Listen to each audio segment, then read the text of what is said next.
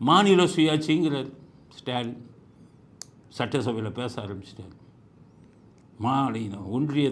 ஒன்றியத்தில் மத்தியில் ஒன்றிய ஆட்சி, தமிழ்நாட்டில் மாநில சுயாட்சி. மாநிலங்களின் உரிமைகள் ஒவ்வொன்றாக பறிக்கப்பட்டு மாநில மக்களின் அடிப்படை உரிமைகளையே ஒன்றிய அரசிடம் போராடி பெற வேண்டிய இக்கட்டான நிலையில் இருக்கிறோம் என்பதை வேதனையோடு இங்கே பதிவு செய்கிறேன்.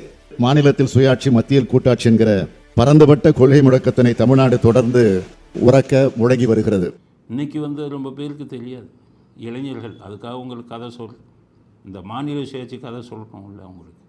அது இவருக்கு ஸ்டாலினுக்கே தெரியாது. இந்த வீடியோ யாராச்சும் அவருக்கு அனுப்பி வை. நான் சொல்கிற கதை அவங்க அப்பா கதை தெரிஞ்சுக்கிட்டோம். இவர் பேசுனது ஒன்றும் புதுசு இல்லை. மாநில சுயாட்சின்னு சட்டசபையில் பேசுகிறேன். 1969 ஆட்சிக்கு வந்த உடனேயே, ஆட்சி இல்லை முதலமைச்சராக வந்த உடனேயே, குறுக்கு வழியில் எம்ஜிஆரின் துணையோடு முதலமைச்சராக வந்த உடனேயே அவர் மாநில சுயாட்சி அப்படின்னு ஆரம்பித்தார். ஆரம்பிக்கிறது என்ன பண்ணார், மத்தியில் கூட்டாட்சி மாநிலத்தில் சுயாட்சின்னு இன்னமும் வீரர் மாதிரி பேசுகிறார். அப்போல்லாம் பார்த்தீங்கன்னா பத்திரிக்கையில் மாநில சுயாட்சி கருணாநிதி முழக்கம். நான் சின்ன பையனாக இருக்கும் பார்த்தேன். என்னடா பெருசாக மாநில எங்களுக்கு புரியாது, என்ன ஒரு மாநில சுயாட்சிங்கிறார். பத்திரிக்கையை பார்த்தா அப்படி அவரை கையை தூக்கிக்கிட்டு பேசுகிற ஃபோட்டோ போட்டிருப்பான். ஒரு கையில் அப்படி துண்டு தொங்கும், அந்த கையை இப்படி வச்சுக்குவார். ஆம்பார் மாநில சுயாட்சி. அப்புறம் ஆட்சிக்கு வந்த உடனே அடுத்து என்ன பண்ணாருன்னு கேட்டிங்கன்னா, கொள்ளை அடித்தான். அப்போ தான் நிறைய பேர் புரிஞ்சுட்டான், ஓ இதுக்கு தான் மாநில சுயாட்சி கேட்குறீங்களோ, கொள்ளை அடித்தா மத்திய அரசாங்கத்தில் மாட்டிக்குவாங்க, மாநில சுயாட்சின்னா இஷ்டத்துக்கு கொள்ளை அடிக்கலாம். அடித்தார் கொள்ளை, இதெல்லாம் பண்ணார்.